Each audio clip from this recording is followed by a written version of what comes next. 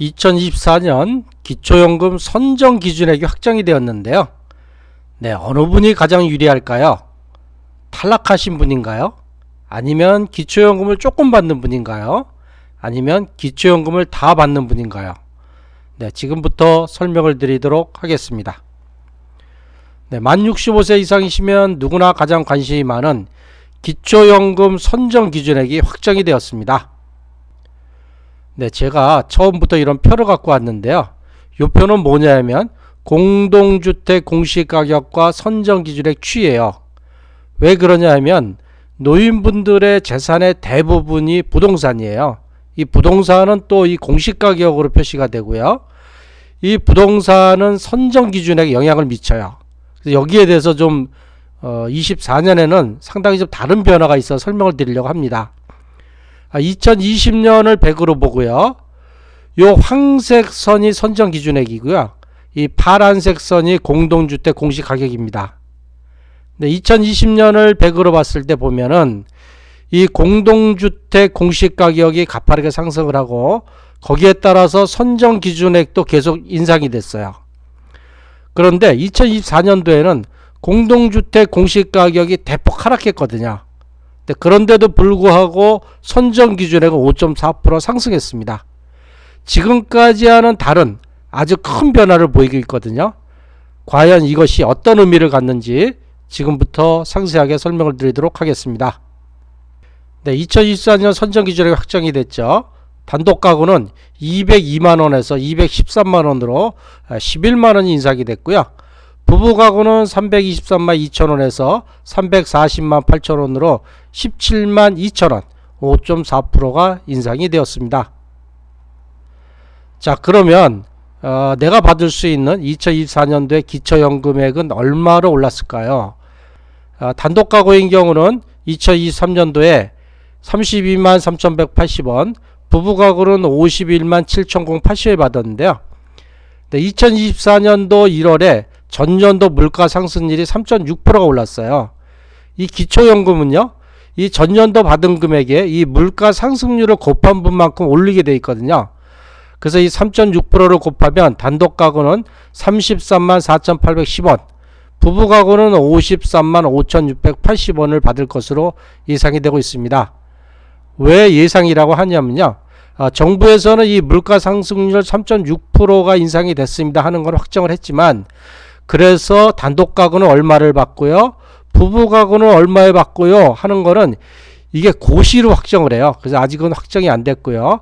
1월 중에 확정될 예정이라고 보시면 되겠습니다. 정부에서 2024년 기초연금 선정 기준액 5.4% 인상이 됐습니다 라고 하면서 발표를 어떻게 했냐면요. 자, 첫 번째, 노인의 평균 소득이 증가했습니다. 10.6%가 올랐는데요. 근로소득이 11.2% 올랐고요. 공적연금이 9.6% 올랐습니다. 자, 그런데요, 2023년도 공시지가가 하락했어요. 이 노인 소유하는 주택의 평균을 해보니까 13.9%가 하락을 했습니다. 그래서 정부에서 결론적으로는 소득이 10.6% 올랐지만, 그 소득이 10.6% 올랐으면 선정 기준액 또한 10.6% 정도 올라야 되는데 공시지가가 13.9% 하락해서요, 선정 기준액을 5.4%밖에 못 올렸습니다. 자, 요런 얘기를 합니다. 자, 일단은 선정 기준액이 올랐다는 것은 기초연금 받는 분들한테 좋은 소식이에요. 자, 그런데요, 여기에 내용을 보면 노인의 평균 소득이 10.6% 올랐대요. 그리고 근로소득도 11.2% 오르고 공적연금도 9.6% 올랐대요. 지금 이 동영상을 들으신 어르신들은 이게 이해가 되십니까? 지금 평균 소득이 10.6% 오르셨나요? 안 올랐죠? 안 올랐는데 정부에서는 이렇게 올랐다고 얘기를 합니다. 자, 이것이 무엇을 의미할까요? 이렇게 공동주택 공시가격 대폭 인하에도 불구하고 선정기준액이 인상된 이유는 또 다른 이유가 있는 것입니다. 제가 보기에는 그게 무슨 얘기냐면 2024년도에는요, 상대적으로 재산이 많은 1959년생이 약 84만 명이 신규로 65세가 되면서 노인 인구로 편입이 돼요. 2023년도에 65세 이상의 총 인구가 950만 명이거든요. 근데 59년생이 84만 명이라 돼요. 한 950만 명이 한 10%나 되는 인구가, 그것도 재산이 많은 인구가 신규로 편입이 될 예정입니다. 네, 잘 알다시피 기초연금은 모든 노인분들이 다 받는 게 아니죠. 이 노인 전체 인구의 70%만 기초연금을 수령하고 있어요. 그래서 나의 소득 인정액이 전체에서 하위 70%냐 아니냐에 따라서 기초연금을 받고 또 못 받고를 결정하고 있는데요. 자, 앞에서 말씀드린 것처럼 1959년생이 신규로 편입되는 2024년은 물론이고요.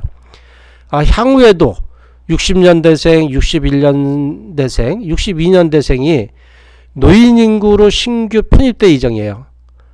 그런데 이 58년 개띠해이신 분들부터 산업화가 되면서 베이비붐 인구도 많고 또 그만큼 소득도 많으세요.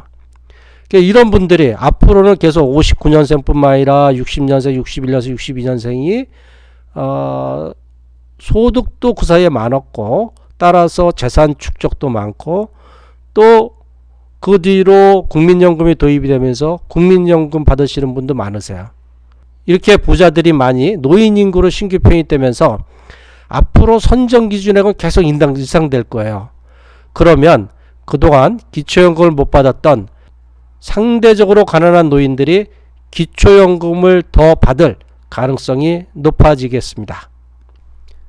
네, 지금까지 말씀드린 거를 좀 표로 다시 한번 더 설명을 드리려고 하는데요. 자, 이쪽에 2023년, 2024년, 2025년, 2026년이라고 보고요. 이 전체 이 사각형의 크기가 소득 인정액 추이예요. 해가 갈수록 소득 인정액은 점점점 늘어날 거다. 이렇게 보면 되고요.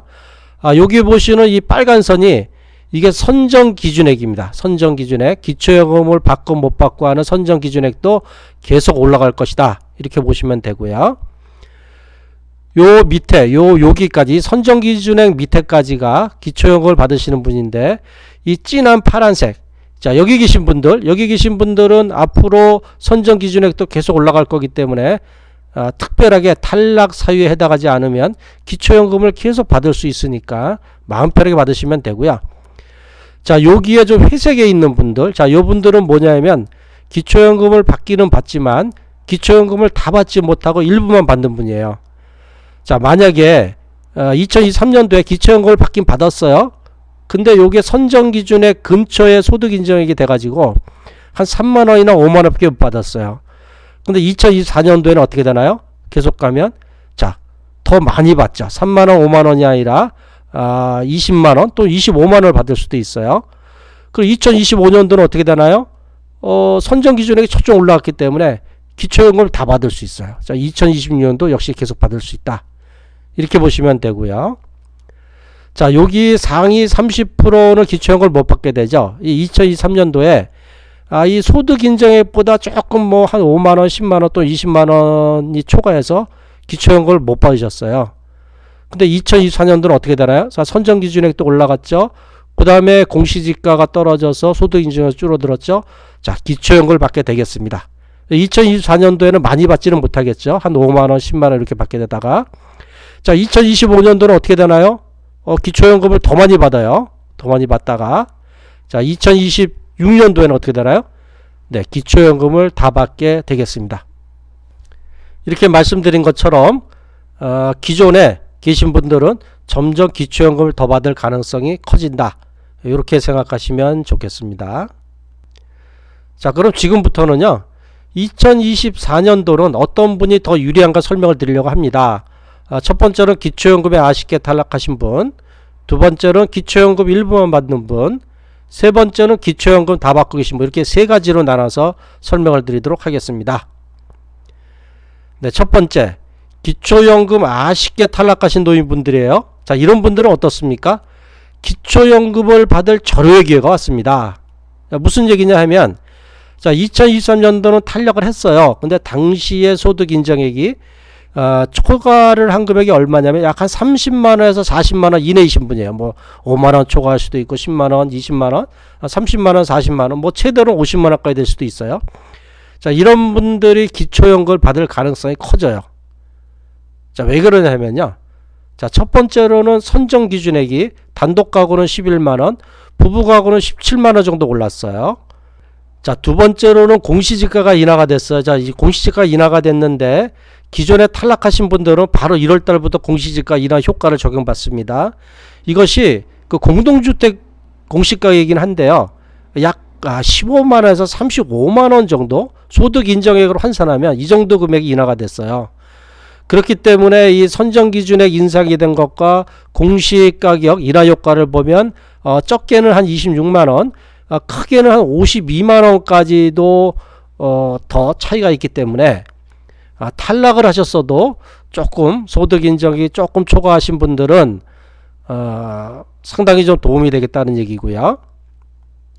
그래서요, 2023년에 30만원에서 한 40만원 차이, 뭐 크게는 50만원까지도 아쉽게 기초연금 탈락하셨던 분들은 2024년 1월 안에 꼭 기초연금을 다시 신청하십시오. 신청하시면 기초연금을 다시 받을 기분 좋은 결과가 있을 것 같습니다. 네, 두 번째로는요, 기초연금을 일부만 받고 계신 분들이 있죠. 소득 역전 방지 감액에 의해 가지고 뭐 5만원, 10만원, 15만원, 20만원 이렇게 받는 분들은 기초연금을 더 많이 받을 수 있어요.